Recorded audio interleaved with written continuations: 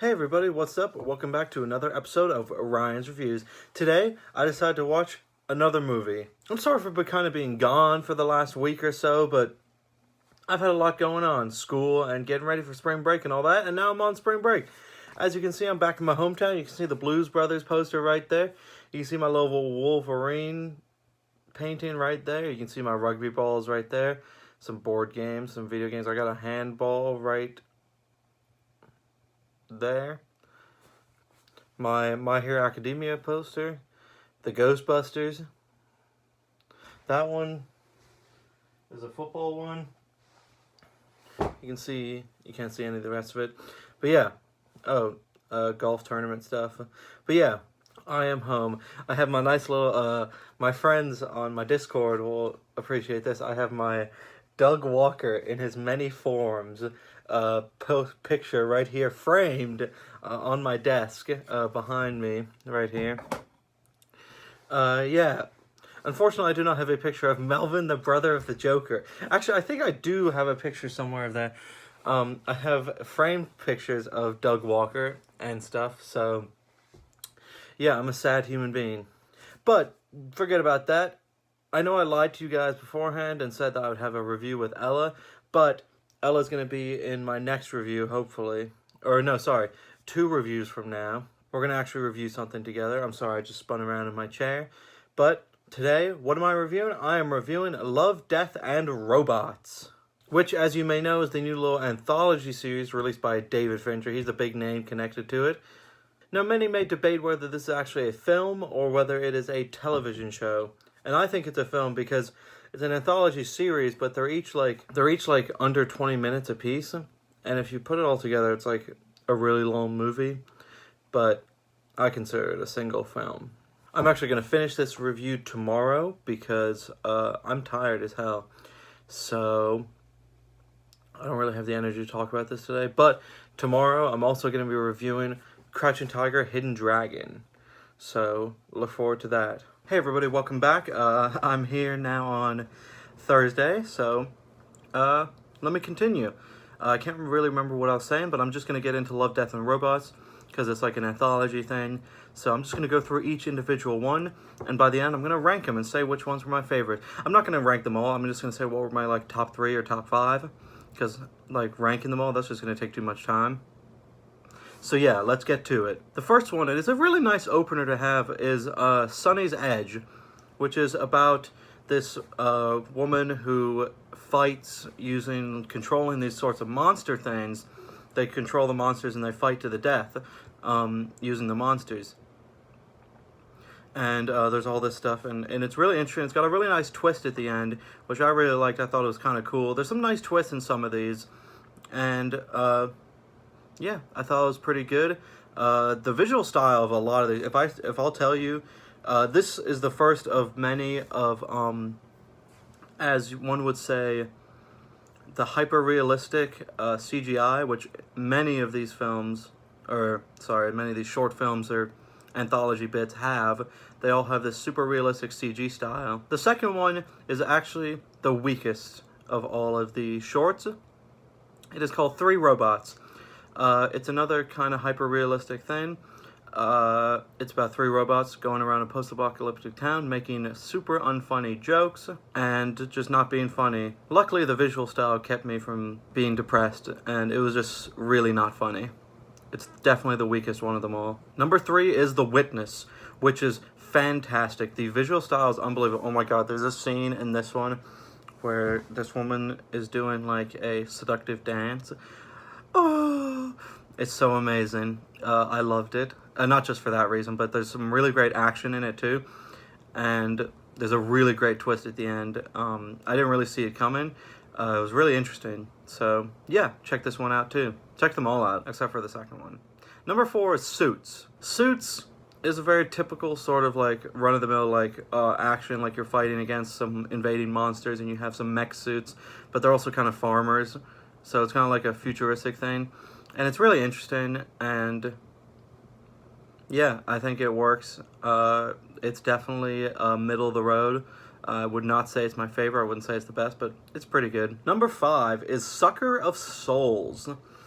And Sucker of Souls, so this one doesn't have, so four suits and Sucker of Souls both do not have the hyper-realistic CGI. They have a bit more style to them. But this one is kind of boring. And this is where I thought the series was going to be all, what's it called? What's the word? Oh, I thought it was going to be all sci-fi and like cyberpunk and stuff. And like all my friends who love Blade Runner and like Ghost in the Shell, they're all like, oh yeah, I'm so excited for this cyberpunk. But like, there's definitely a lot of fantasy in this too. And there's some straight up sci-fi. Like, not as much cyberpunk, but just straight sci-fi. And this one is about Dracula. Like, they find some ancient Dracula thing in an archaeological dig, and it's just really not as interesting as any of the others. There's some good action, but there's some hammy acting in this one. And yeah. Number 6 is When the Yogurt Took Over. This is sort of like an otherworldly style or type of short film about how if sentient, advancing, evolutionary yogurt, which was intensely smart and is always becoming more intelligent, took over the world. Not quite took over, but made the world better, and then realized it didn't need humans anymore. It's a funny one. I think that's a good one. Number 7 is Beyond the Rift. I have to try to remember what this one actually was. What is this one? Beyond the Aquila Rift is actually, it's another weak one. It's another hyper-realistic looking one, and it is not very interesting, honestly. It's the best looking, actually. It has some really realistic looking CGI. It's actually really good, the CGI, but it's kind of boring. So this would definitely be one to skip, I think. Good Hunting. I thought this was going to be one of the bad ones, but it turned out to be really interesting. This has some more of the fantasy elements, but it takes place in, like, I guess, like, 1800s China or something like that. Like, around, like, it's steampunk. It's a bit more steampunk than cyberpunk, and it's actually really cool. And it brings in some like old Chinese magical elements, but there were some scenes where I was like, are they trying to be like Chinese or Japanese? Because they're mixing some stuff up. Like they had like kimonos and katanas and stuff, and then some people were dressed like Chinese peasants from like a kung fu movie. Number 9, The Dump. This one is another weak one. I would not recommend this one. It's just kind of boring and unfunny. It's got some jokes, but it's not all that funny. It's got some nice visuals, I think. Number 10, Shapeshifters. Now, I have some debate with my friends over whether this is the best or The Witness is the best. I like Shapeshifters the best. Okay, so this is about, imagine in a world. So have you seen the movie Bright? Bright sucks. That's like a world where like if fantasy stuff was real, but it was in like modern day. This is that, but werewolves are like in the U.S. military.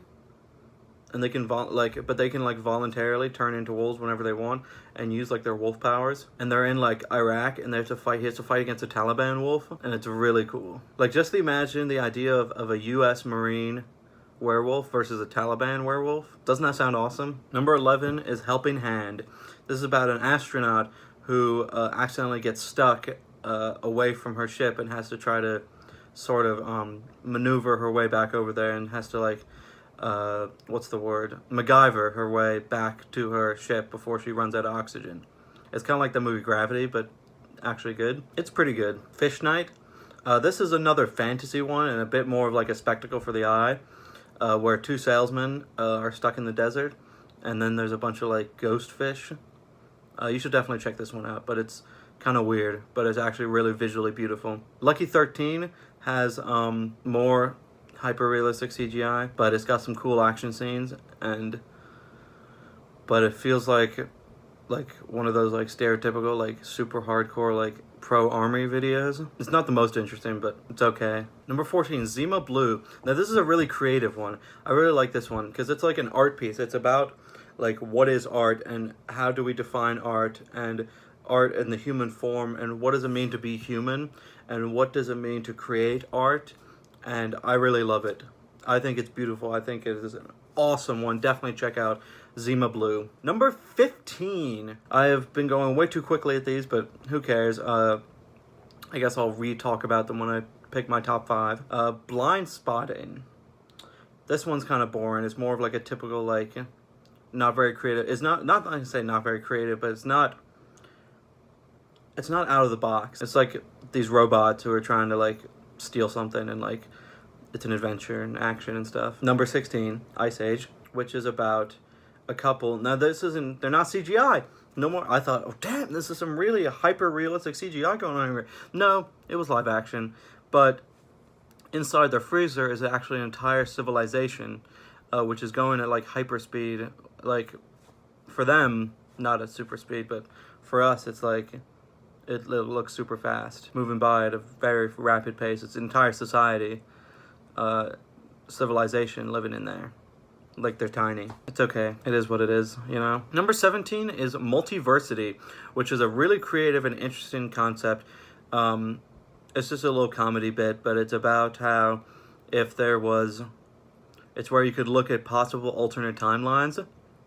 And this one, it was looking at, oh, if... You know, the most popular one is looking at if Hitler died before World War II, before he ever, like, started the war, you know? And it was funny. It was funny. It was some really funny stuff. This is probably the funniest one of them all. I got some good laughs out of it. Number 18, the final one, Secret War, which was about Russian soldiers, the Red Army, fighting against demons. How much more awesome can that be? It's so epic. It's more hyper-realistic CGI, but it is an epic way to finish off the whole thing.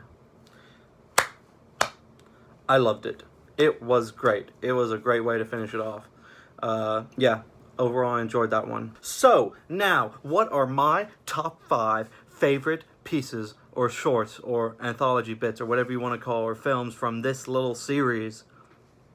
Or episodes, I guess you could call them. Did I say number 17 was called Multiversity? It's called Alternate History. Number 5 is going to be Secret War. I know I just hyped that one up a lot, but I just want to finish off with a bang. So, Secret War was really cool, but it was the end. So I was really getting tired of that hyper-realistic CGI. I wanted to see some actual animation at some point. But the CGI looked really cool.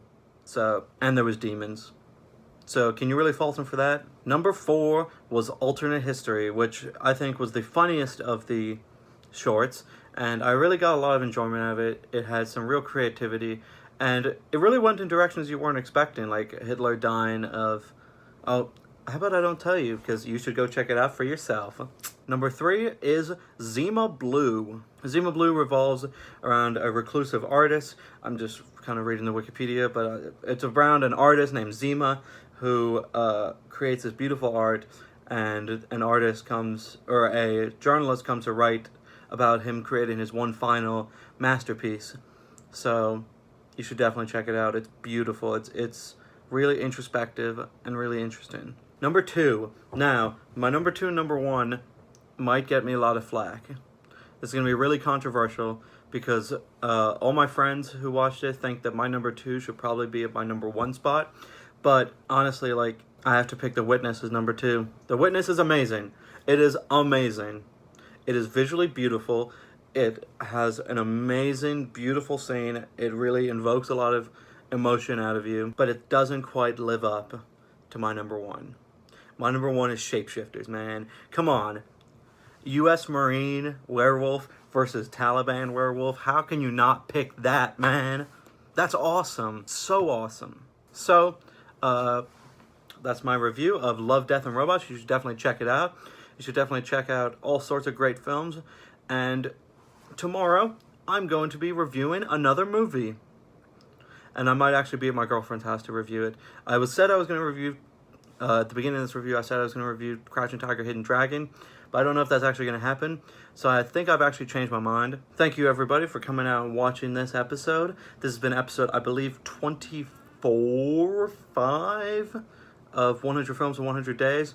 I'm not keeping up with the whole 100 days thing, but we'll get there eventually. Once I reach the 100 days, or the 100 films, I'll let you guys know. But thank you very much for watching. Make sure to check down my description. Check out all my friends like Isaac Taylor, my friend John, my friend Avant-Garde Criminal, and his Facebook page who makes some awesome art. He does a great job. Make sure to go check him out and support him. He does everything for me. He's such a cool guy. He makes all my thumbnails.